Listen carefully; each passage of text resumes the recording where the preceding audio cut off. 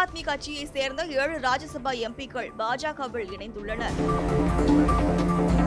ஆம் ஆத்மி கட்சி தலைவர் கெஜ்ரிவாலுக்கு வலது கரமாக இருந்தவர் ராகவ் சத்தா.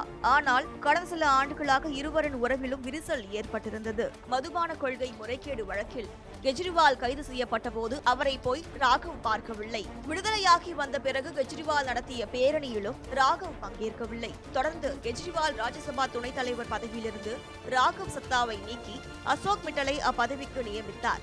இந்நிலையில் தற்பொழுது ஆம் ஆத்மி கட்சியிலிருந்து விலகிய ராஜீவ் சத்தா பாஜக தேசிய தலைவர் நிதின் நபின் முன்னிலையில் அக்கட்சியில் இணைந்தார்.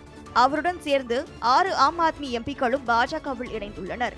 ஆம் ஆத்மி கட்சியிலிருந்து திடீரென 7 எம்பிக்கள் பாஜகவில் இணைந்துள்ளது கெஜ்ரிவாலுக்கு பேரதிர்ச்சியை ஏற்படுத்தியுள்ளது. இதன் மூலம் ராஜ்யசபாவில் பாஜகவின் பலம் 113ஆக உயர்ந்துள்ளது குறிப்பிடத்தக்கது.